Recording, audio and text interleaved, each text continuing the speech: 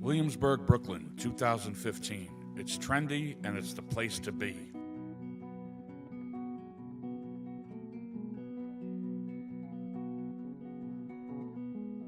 Homeowners can't rent apartments fast enough to the now transient residents that occupy the area.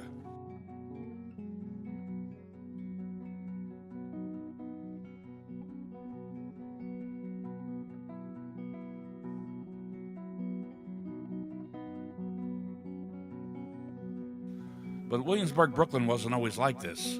At least not the Williamsburg, Brooklyn of this story, circa the 1970s. It was a very different place. It was a place you didn't walk down the streets after dark, and if you did, you had better have had some sort of weapon on you.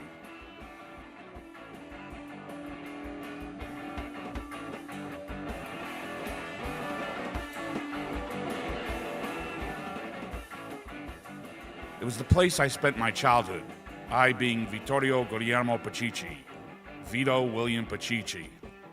There's a mouthful. Later to be known as Vic Martino.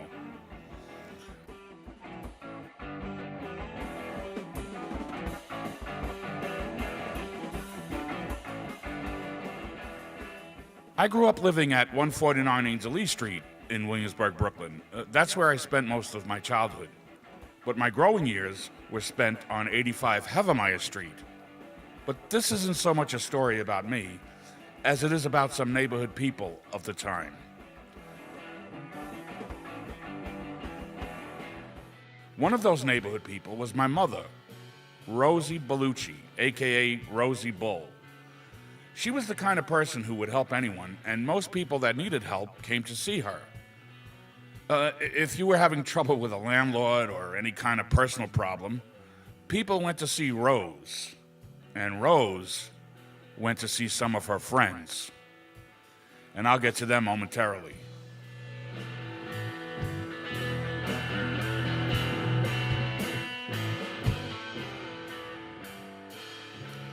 My mother had an older brother, Joseph Bellucci, aka Joe Bull. He was a good man with a good heart, but he was a tough bastard. Everyone respected Joe Bull, and that included, I guess, what one would call the neighborhood wise guys. One of my most vivid memories of my mother's brother was when I was looking out our top floor apartment window, and my mother was yelling at me about something, and I sort of got a little disrespectful towards her. Well, the next thing I know, I'm hanging out the window by my ankles, courtesy of Joe Bull. Needless to say, I never mouthed it off to my mother again when he was around.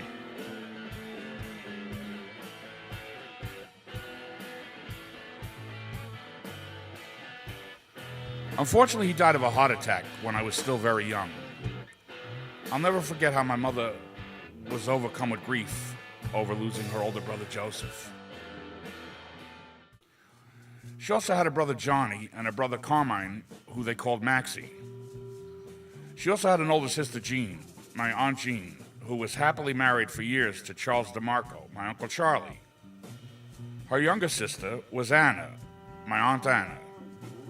She was the light and love of my life. She also passed on early when I was in my late teens due to a weak heart. You see, in those days, there were no pacemakers or defibrillators. Anyway, my mother, Rosie Bellucci, aka Rosie Bull, courtesy of her brother, Joe Bull, was married to a man named Emilio Martino, and they gave birth to my older brother, Michael Martino. Now, I don't know much about Emilio, as they never really spoke about him. All I know is he did some time in jail for being a bigamist. You see, while he was married to my mother, he was also married to someone else at the same time. My mother then met and married the man who was to be my father, John Pacici. They called him Jake, although his birth certificate states his name was Jack. It was a turbulent marriage because my father was a heavy gambler and a womanizer. By the time I was 6 years old, they separated. One of my earliest memories of my father was when he would come to take me out for the day via the neighborhood Llama Street subway station. He would never come all the way up the subway station steps. He would have me come down the steps to meet him. You see, he didn't want anyone to see him in the neighborhood because of his gambling debts that he owed to what were called Shylocks. If it wasn't for my mother, my father might not have been around any longer. You see, my mother had some very influential friends. Now, you might be wondering who they were. Well, some people might call them gangsters, some people might call them mobsters. But to me, they were just my mother's friends.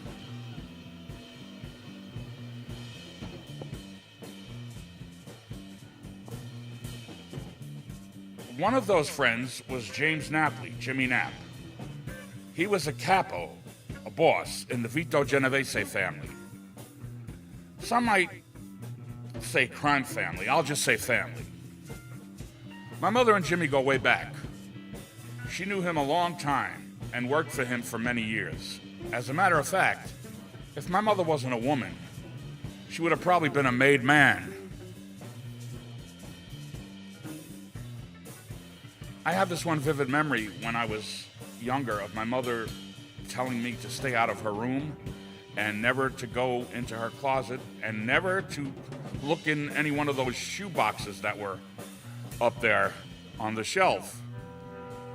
Well, of course, the next thing, when she wasn't home, I go right into her room and I look into her closet and I look into the shoe boxes.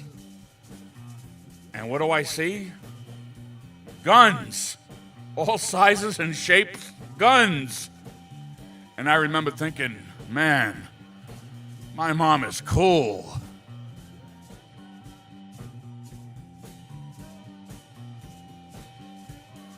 Another memory I have is one day we were just, watching television or having dinner, and all of a sudden there's a knock on the door and the cops come bursting in to take my mother away. Well, I went and grabbed a baseball bat and went to clobber one of the cops, but my mother's, the cop, of course, was like, hey, and my mother's like, no, that's just my son, don't worry about it. But they were a little worried because I had a baseball bat in my hand to protect my mother. My mother wound up doing some time in Rikers Island, a weekender. And from there on in, Rosie Bull became known as Rikers Island Rose. When we moved from 149 Angel East Street to 85 Heavenmeyer Street, both located in Williamsburg, Brooklyn, circa mid to late 70s, Jimmy Knapp owned the building we moved in. We lived on the top floor, and underneath us was the Highway Lounge. Now, that was the place where all the neighborhood guys, aka wise guys, hung out. That was the meeting place. That was the place. The Highway Lounge was the place where Jimmy Knapp and his crew did their daily business. Now, his crew was, they had these nicknames. They didn't like to really use real names.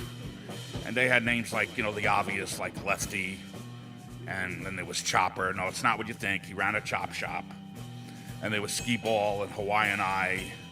One of my favorites was Mixed Up Junior. He was a mathematical genius. He was really good at counting money. But the only thing is you had to be really very quiet, because if you made any kind of noise, he would yell out, hey, you get me all mixed up. And that's how he became Mixed Up Junior. Then there was Sally Vigorigo. He used to sit right in front of the window of the Highway Lounge and sort of like a lookout and check everyone out that was in the neighborhood. And if he saw somebody that didn't live there or didn't belong there, he was like, hey, who's that guy? Who's that guy? Who's that fucking guy? What's he doing here? Where's he from? And then there was Sally's brother, Freddie Vigorigo. Freddie managed a very popular rock group of the time, Kool and the Gang. Well, there was a point in time where Kool and the Gang decided they wanted to get new management. It wasn't a good idea. They approached Freddie with that thought, and Freddie's response was to take the leader Kool aside and point a gun in his head and say, how would you like I shoot your fucking afro right off your fucking head? Afros were in style then. And you see, these guys, they had a particular way of dealing with problems. Now, back to the Highway Lounge. As I said, that was the place where Jimmy Knapp and his crew did their daily business. I remember when people would come to see Jimmy. Well, he would never really talk business inside because of the saying, the walls have ears. So he would go outside with whoever he had to speak with and walk up and down from one corner to the next, back and forth, until business was discussed. and then he would come back inside.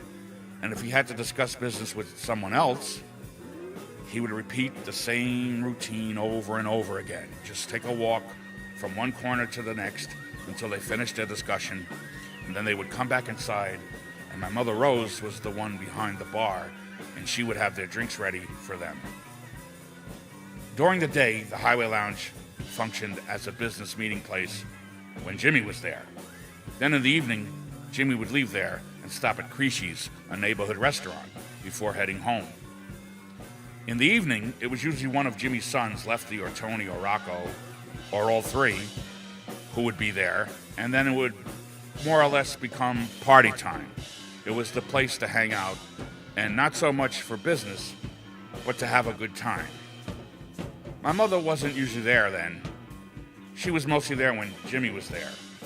But there were times when I was there in the evening, and well, I have some fond memories. In 1986, the FBI came down hard on Jimmy and his crew. The Federal Bureau of Investigation, or as we call them, forever bothering Italians. They attempted to seize all of Jimmy's assets, but before they could, Jimmy sold the Highway Lounge and the place where I spent most of my growing up years, 85 Heathermeyer Street. He sold them both for a song, as the saying goes. He had no choice. They were really coming down hard on Jimmy and his crew. I guess the walls had ears after all. In 1988, Jimmy Knapp was indicted for conspiracy to murder.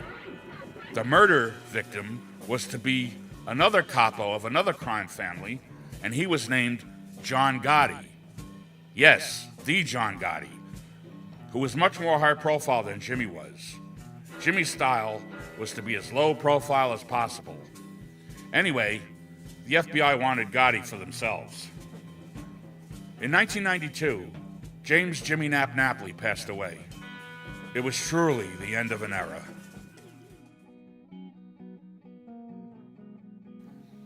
A few years later, in 1997, Mama Rose passed away. I'll never forget that day. December 7th, a date for me that will live in infamy, like Pearl Harbor. As far as I'm concerned, that year we lost three great women, three great ladies. Princess Diana, Mother Teresa, and Mother Rose. She was preparing the tomato sauce, or as we called it, gravy, for our traditional Sunday dinner. My brother Michael and I were there as usual. All of a sudden, she had a breathing attack and couldn't breathe. Michael told her to lie down. I escorted her into the bedroom and placed her on the bed. I knew I was never going to see her alive again. I told her how much I loved her. I hope she heard me. I told her how much I loved her and kissed her. And then she was gone. Mama Rose was gone.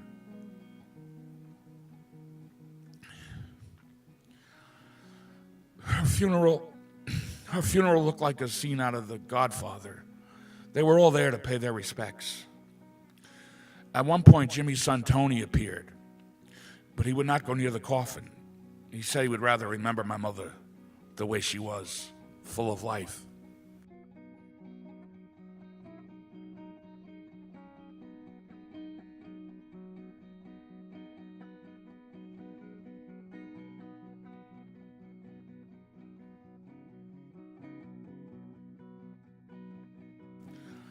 At another point during the funeral, Jimmy's son Lefty approached my brother and me and asked what we planned on doing for her burial.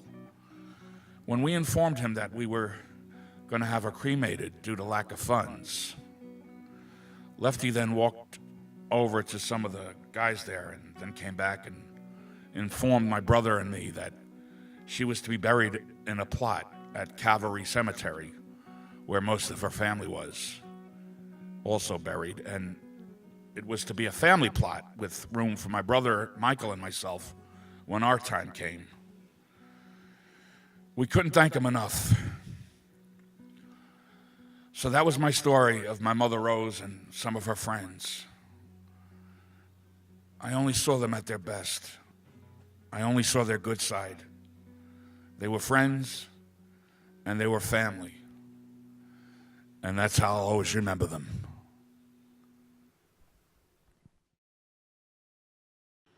What do you give to the woman who has given all her life and love to you? What do you give to the reason you are living? I could window shop the world before I'm through, and nothing would be good enough for you, Mama, a rainbow. Mama, a rainbow, Mama, the sunshine, Mama, the moon to wear. That's not good enough, no, not good enough, not for Mama. Mama, a palace, diamonds like doorknobs, mountains of gold to spare. That's not rich enough, no, not rich enough, not for Mama. Mama, lifetime crowded with laughter. That's not long enough, no, not long enough. What can I give you that I can give you? What will your present be? Mama, young and beautiful, always young and beautiful, that's the Mama I'll always see. That's the Mama with love from me. That's the Mama with love from me. I miss you, Mama.